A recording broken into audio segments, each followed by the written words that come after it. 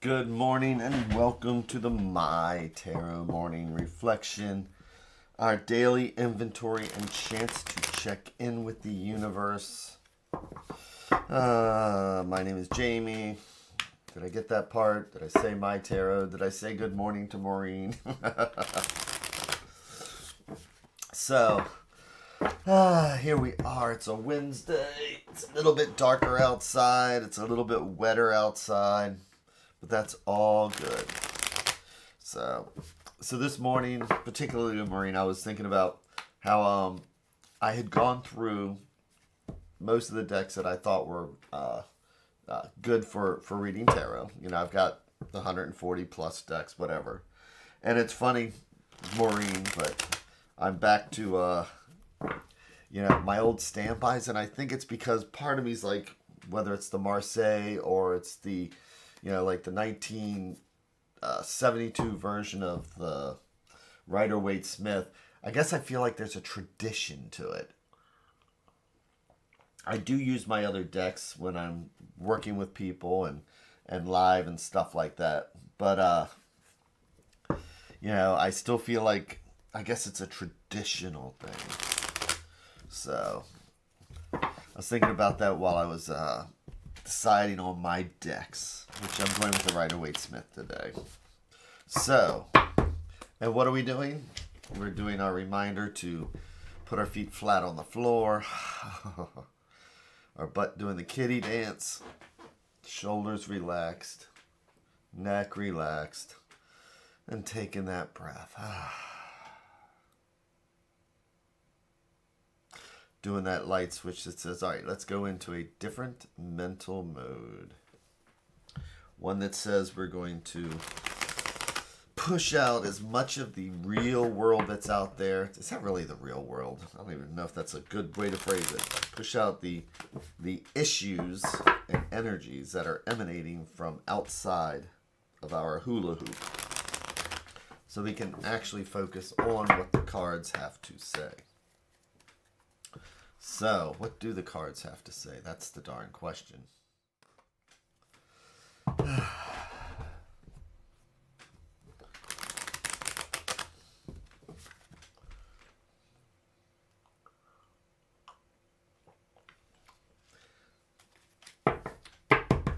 So some people say, do I recharge my cards? What do you do? Do you put them out in moonlight? It's like the closest thing I have to recharging my cards is I have this deck, and I do 50-50 reversals.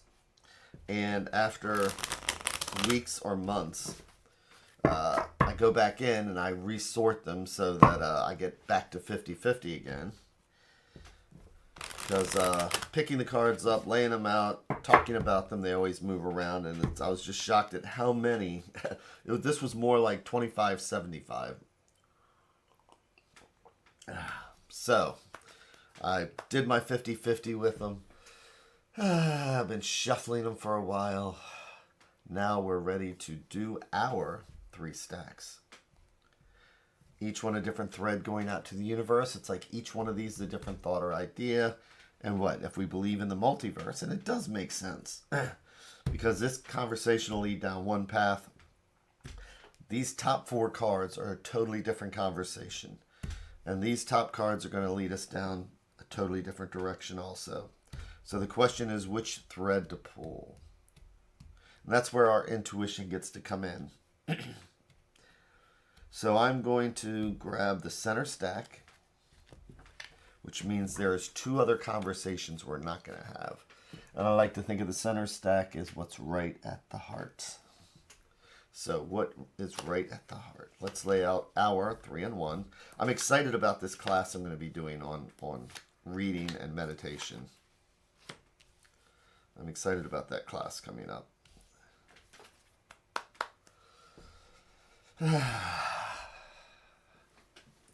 Checking in with the shoulders again, and flipping each card over one at a time like we're reading the pages of a book.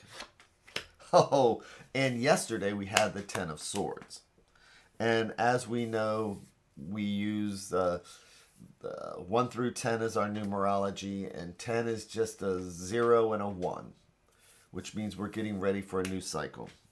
We talked about how this is our I'm okay card, because nobody has a day so bad that they actually have a literal sword sticking out of their ear. This is just when we are so overwhelmed that, finally, as I put it yesterday, until we're sick and tired of being sick and tired, we're not going to be ready to lay down all these swords and start over with one. So when it's reversed, it gives an opportunity for gravity to take effect and those swords can start falling out. To the 10 of coins. So, swords being the element of air are our thoughts, our ideas, and sometimes our anxieties, those things that weigh on us. Coins are about home, health, finances, those things that keep us grounded. But also, though, coins are not about spirituality, our emotions, our feelings. Coins are about shelter, food, protection, things like that. And so, even though we can accumulate, even though we can gather, even though we can take care of things, sometimes, that feeling where it's just not enough. Why do we buy something? Because it's just not enough. So when we look at the 10 of coins, this is one of those cards where, if you notice, I love how Pamela Coleman Smith did this, because here we have the woman is looking at her partner here. Her partner is looking at this huge villa in the background. And nobody's looking at the children. The children are just off looking around. This old man's out here outside the gate by himself. And the only ones that are even recognizing the old man is the dog. So this is one of those things where, a lot of times it is good. We work hard to get what we have. But sometimes we focus so hard on those external things that we think that that's what we need to fix ourselves. Or as somebody once told me, Jamie, and this really sticks with me every time I see this card reversed. He said, there is nothing out there that, when you're feeling down, when you're feeling like things aren't going well, there's nothing out there that God and $10 million can't fix. But eventually, that $10 million, you're going to find that there's things that $50 million can't fix. Now, I'm not a religious person, but this is how he reflected his spirituality, trying to let me know that it's like even $10 million cannot buy a person another year of life sometimes. It's like when you're done, you're done. So this is about, so far, yes, we can accumulate. Yes, we can take care of the external things and still not be happy. And yet, here we have the card that I call the herding cats card. And yet we still get up in the morning. We have our wand, and our wands are what? They're fire, they're energy, they're creativity, they're our passions, they're energy and action in motion. And we get up in the morning, and sometimes we're so tired, we even put on different shoes, and we go back out there, we grab our staff, and here we're lining these up. Today we're just going to see if we can get these sticks lined up. And again, that's why I call this the herding cat cards, because wands are the element of fire. Sevens are about potential and drive. We're trying to get to that 10. And we get up every morning to do that. And sometimes this is how we let ourselves feel. Like we're getting in that routine.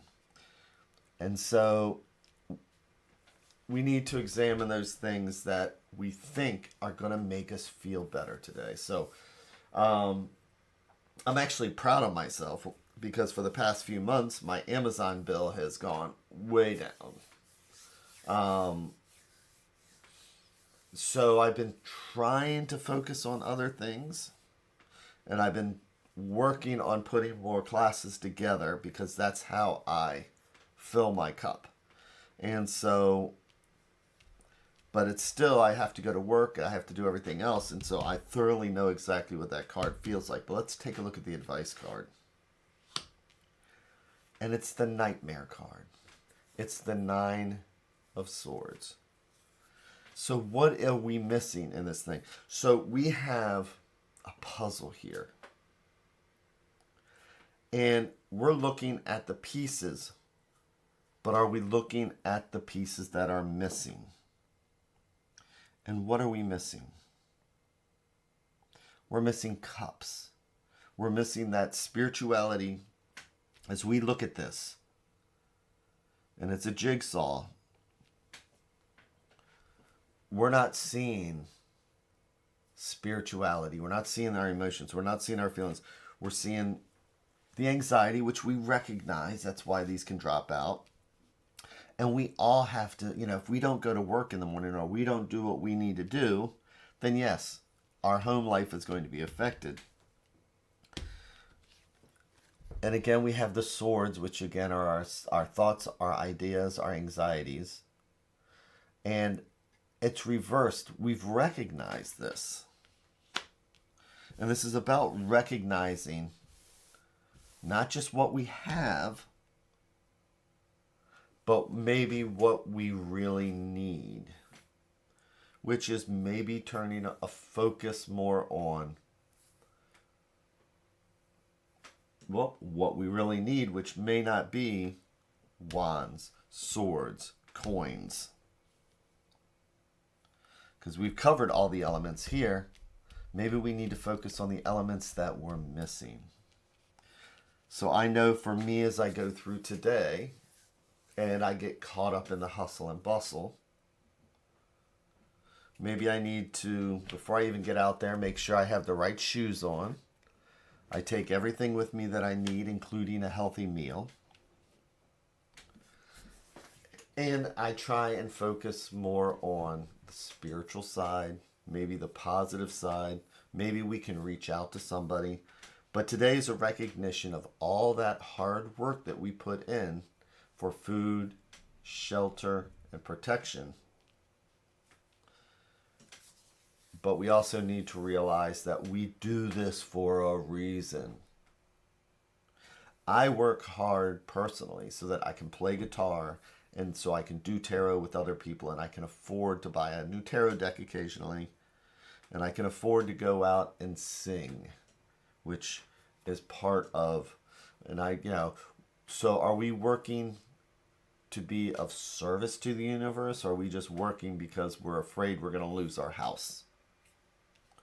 So today, it's about filling in that jigsaw puzzle piece, and we do that by recognizing the piece that's not in the puzzle. So what piece is missing from your puzzle?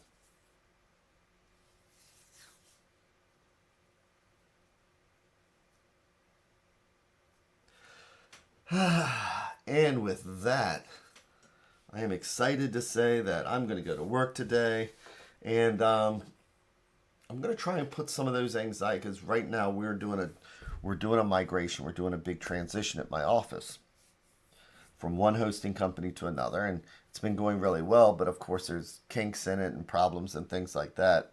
And boy, it's easy to let for example, try and weigh me down, once I get home from work.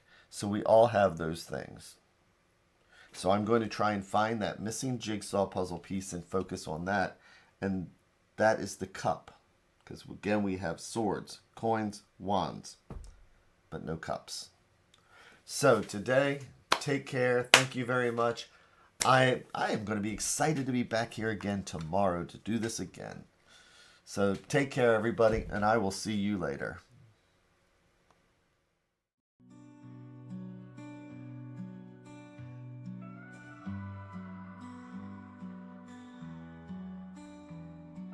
Stars in the sky, cards in my hand. searching for signs, lost in the sand. Whispers of fate, echoes of dreams in the dark slate. Nothing's as it seems. Flip the cards, turn around. Mysteries we have found. In the shadows we dance. Take a chance, take a chance. Ghostly figure